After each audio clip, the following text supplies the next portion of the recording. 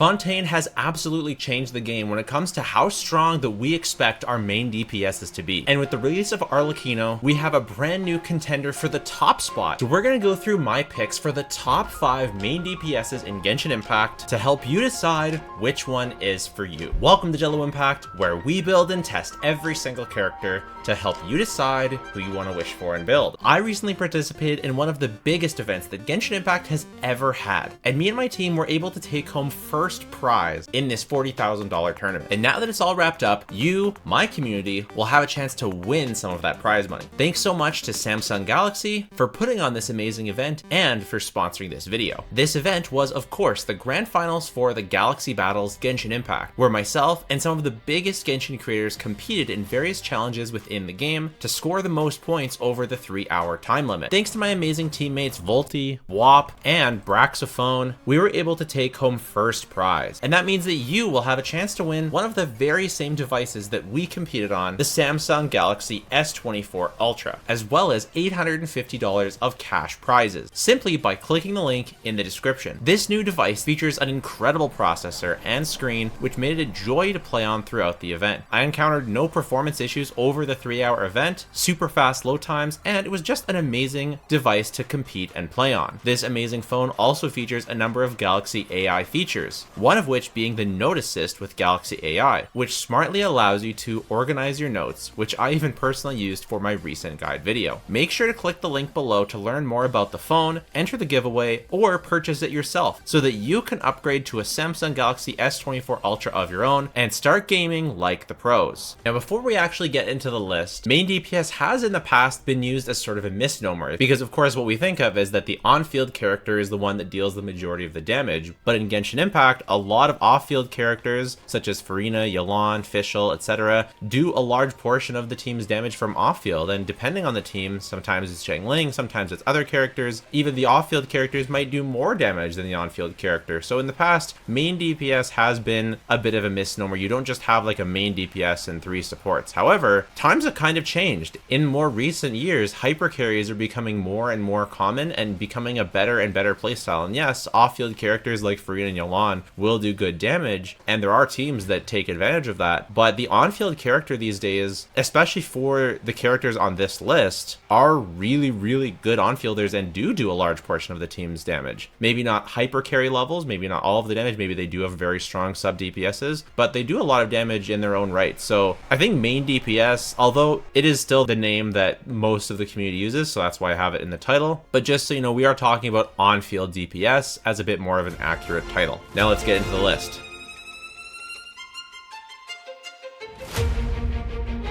Starting with number 5, I am honestly gonna do a bit of a cop-out because it's really hard to choose. I think that the top 4 are very, very, very clearly defined, but the top 5 is so difficult. All 4 of these characters, I think, have a shot at being number 5. Linny has such high theoretical damage, and if you can play him or reset properly or just play godlike or just not get hit while you're charge attacking, Linny does godlike damage higher than some of the other characters that are even above him on this list. So I think that there's definitely an argument to be made for Linny being number 5, but for me, his gameplay issues just in practice don't work out for most people, so I don't really feel comfortable just slotting him in the number 5 spot. I think a lot of people just will not be able to or don't want to play with this playstyle, and it's not practical or consistent to have him do the clears that you see on speedruns or in the sheets. I think Hu Tao has an absolutely great claim of this number 5 spot, both if you do have her C1 or if you have her Shanyan plunge teams. The damage is insane. Her AoE got a lot better. She has different double Hydra teams. Honestly, some of my very fastest single target clears have been with Hu Tao, and her AoE performance, as long as you use Kazuha, is not bad. It is serviceable. I think Hu Tao is a really, really strong character and just more consistent than Linny for me, although her damage is a bit lower. Theoretically, in practice, my Hu Tao almost always clears faster. The other character you could absolutely consider as a top 5 main DPS is Raiden. Now, Raiden does have driver roles where she drives Farina, Yelan, Shanyan, but she also has main DPS roles that utilize Chevreuse, Bennett, Sara, Fischl, Xiangling, some combination of these characters. And these teams do incredible damage, especially front-loaded damage in a short DPS window where you can very often just one rotate bosses or boss phases, or or even multi-wave scenarios and just tear through them really, really quickly. It falls off a bit because her partners such as Xiangling and Sarah have longer cooldowns than her, so there's downtime in the rotation, which make her actual DPS numbers lower, and her personal damage, especially without very expensive buffers such as Chevreuse C6, is substantially lower. However, she does have a huge amount of quality of life with her energy recharge, as well as her infinite interruption resistance, that just make her a favorite choice for many DPSs. Out of these 4 characters, she's the character that I would actually recommend to most people as a main DPS, even over some of the top 5, just because Raiden is so comfortable and easy to play. And if you are willing to invest in her teams and or her constellations, I'm just considering Constellation 0 5 stars for this video. I think she would have a much better shot at actually me putting her in this top 5 spot if I could reasonably assume that more people had Chevreuse C6. That character makes a huge difference, and the C6 buffs really, really help Raiden. Her damage scales very well with those buffs. So if you don't have those buffs, it's hard to argue that she's really on par with these other characters. I don't count that against her. This is a team game. That's what Genshin is. But to argue that you have a C0 Raiden with a C6 Chevreuse at this point is very, very unlikely, as Chevreuse has only been on 1 banner. So I can't in good faith just slap her on this list above the other characters, but I think that there is an argument to be made, and I would recommend her to a lot of people. Finally, vying for this number 5 spot is Xiao. Xiao has gotten insane buffs with Farazan and Shen, just absolutely cracked, and with Farina as well. So altogether, Xiao's teams are better than they've ever been, and it has really put him, some people would argue that he's easily above the other 3 characters on this list, and that he truly just belongs in the top spot, and maybe above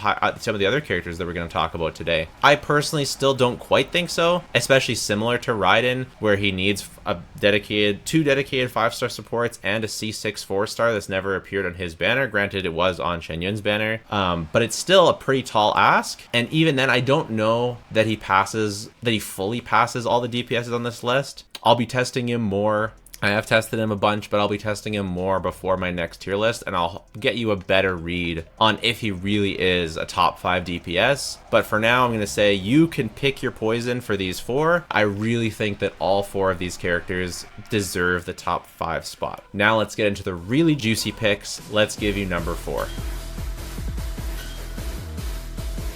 The 4th best DPS in Genshin Impact is Navia. Navia is a wonderful character. She's the first Geo character that I genuinely was super excited to play. She's one of the most fun characters in the game. She's very easy to play. She has a huge amount of front load. She works with a variety of team comps. A lot of people talk about how she's tied to Bennett, but actually her best team is herself, Chiori, Farina, and Shen Yun, and you do a Navia plunge team. But Navia Bennett team's very good as well, which use almost completely different characters. You can use 3 different Geo characters. You can use Zhongli, Albedo, or Chiori. You can use 2 different buffers, Farina or Bennett, or both. And you can use Shen Yun or Yaimiko or Fischl or Yelan. You can choose a lot of character as your elemental applicator, or Farina, of course, when you pair her with Bennett. And overall, her huge damage, like these front load, these nukes are really, really good at bursting down enemies, bursting down phases. Her damage does scale with personal investment, like investment into this character. So having, say, the Battle Pass weapon, or just really cracked out artifacts, well-built supports. She also totally doesn't mind switching off field if you need to. She's totally flexible to different waves of enemies. You don't need to refresh any buffs. She has very flexible field time, and I think she just has the potential to get even better in the future. Navia is an incredible character and arguably could be higher on this list, but I think right here is about right, because the top 3 DPS, actually, could you argue that she's higher? I don't know. The top 3 DPS are really, really good. It would be really hard to knock one of them out of their top spot. Maybe if she gets a more dedicated support, maybe if you have Chiori C1, maybe that could help. But as is, I think Navia is solid as a rock, number 4, and we'll go into number 3, which of course is Dendro Kaching, your beloved Al-Hytham. And although I don't often talk up this character because Hyper Bloom is such a strong reaction at a baseline, Al-Hytham has gotten even bigger boost as of late with the advent of Farina, making his quick bloom teams even stronger. And his damage has always been insane. He's always been one of the top DPS, if not the top DPS in the game. He has two to three different teams, whether you count Hyper Bloom or Spread or Quick Bloom, different teams. But Spread is also a very good choice if you have more heavily invested into 5-star weapons or Nahida constellations.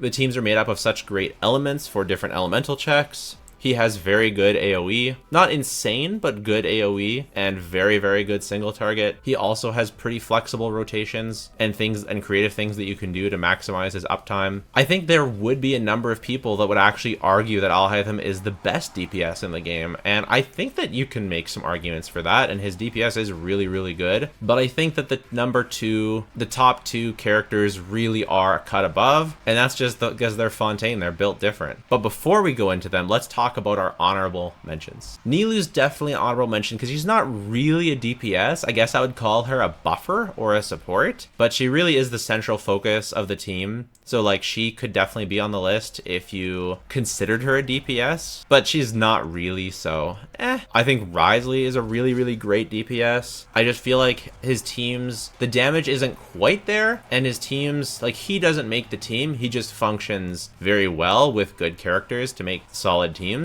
So I definitely think that if you especially want to lump him in with the 4 characters in the beginning, I think there's an argument to that. I think Tartaglia also has a shot, especially if you want to, again, lump him in with those 4 at the beginning of the video. I think he's a really, really great character, and you can do some insane clears with him, but he's kind of similar to Linny, where I don't really think it's practical. I probably realistically should have included him in the 4 below. I think that there is an argument to be made that he does belong in the top 5. I just think his stuff is tricky and difficult, and I do value him less. And plus, he is an on-fielder, but he's not quite an on-field like DPS. Like he's doing DPS, but Xiangling is doing more DPS since he's enabling her to vape. I still think he's an insane character, and if you really want to main him and master his techniques, I just think that it's not worth it compared to the other characters that can get more for less work, if that makes sense. Like sometimes International still has some of the fastest clears for speedrunning, and his AoE is just insane. So like he does deserve it to an extent, but it's just so hard, man. And yeah, skill issue, blah blah blah, but this is my list. You can make your own list. There's other good DPS, but if I keep giving honorable mentions, we'll just cover every single DPS in the game. Really, this list should have just been top 4 because I was so undecided for my top 5, but I think you guys can understand it. At least you get to hear me talk about the different characters, right? You guys want to know about all the Genshin characters, not just see a top 5 list in list format, right? You want to hear the nuances. So that's why I did 4 at the bottom. Really, the list should have been top 4, but that's okay. We're in the end game now.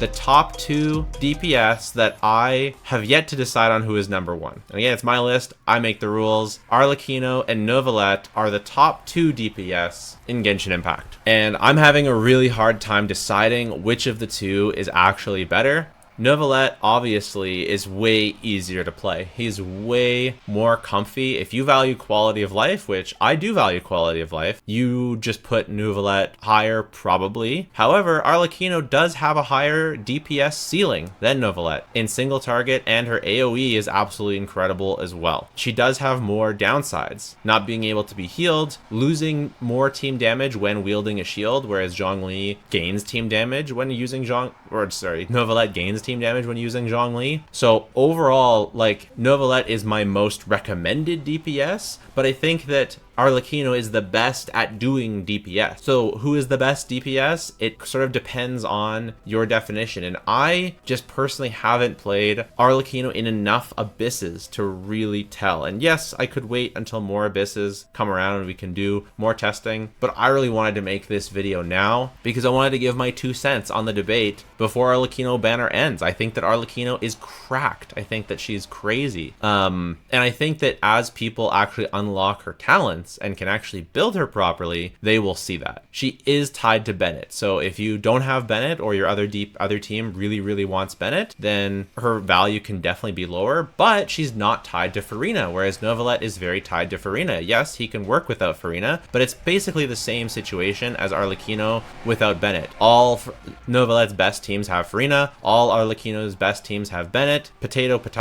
Not every team uses Bennett these days, and a lot more teams use Novelet these days, or use Farina these days, so I don't really think that you can say that her reliance on Bennett is like that much of a negative, because she does have solid teams without it, in the same way that Novelet has solid teams without Farina. They're just not either of their best teams by any stretch. Obviously, Novelet healing himself and Arlecchino not being healed, Arlecchino can heal herself too, she just can't be healed by other party members, and it can make her trickier to play, so a lot of people also off the hop will have a harder time getting used to her. I guess I should talk a little bit about why Arlecchino is so much better than Hu Tao or Linny or these other characters that I put in top 5, or I'd put in the 5th spot. She does more damage, and she's very easy to play. As much as you need to not get hit, it's very easy to actually get max damage with Arlecchino. The majority of players, if you learn to dodge, you can actually just get max damage without crazy animation cancels. Like Linny and Hu Tao require a very mechanically intensive combo game, as well as not getting hit to really max out their damage, whereas Arlecchino, you just need to not get hit. You need to mash normal attacks and not get bonked by the enemy.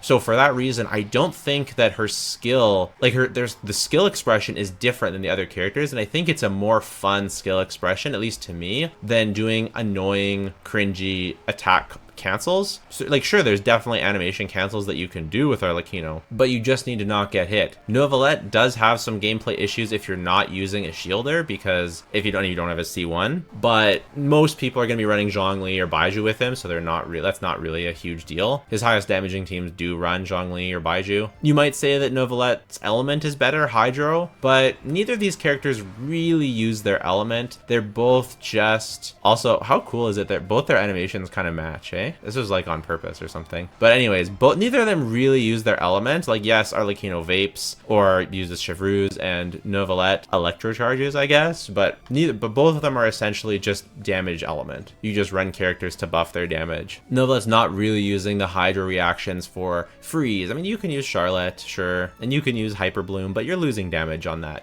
Both of them really just want to be buffed like hyper carries, and I also think that both of them do have some potential to have future characters that will make them even better. Arlecchino has to play in Circle Impact with Bennett, which can be annoying. That's definitely a pro in Novelet's favor, but I kind of feel like you do so much damage that it doesn't matter. Arlecchino has a much bigger front load, which is a big deal. So Novelet does have higher sustained damage, but Arlecchino does so much damage at the beginning of her rotations that if you really invest into her talents or artifacts, the team, you hyper buffer, you can really get some insane clears, and her sustained damage is still good. Both of them have really incredible weapons and Constellation 1s. Their Constellation 1s are 25% increases to their damage, and both of them get interruption resistance. These are the top 2 DPS. Arlecchino is a little bit more high risk, high reward. Novelet's a bit more safer and mashy, but I think that depending on how you value, Arlecchino is mashy too, and she's pretty easy to play too. It just depends on what you like, what you value, and we'll have to see in more Abysses as well how Arlecchino fares over time. Those have been the top 5 main DPS in the game. Let's see if Clorand can come in and power creep Raiden and join and knock the others out for the top spot. I think it definitely could happen, and you'll find the conclusion to that in my tier list, so make sure to subscribe and see that tier list. If you want to see my full Arlecchino guide that I break everything down, I tested 30 plus teammates with her. It is right up there, so go check it out. Take care. Bye for now.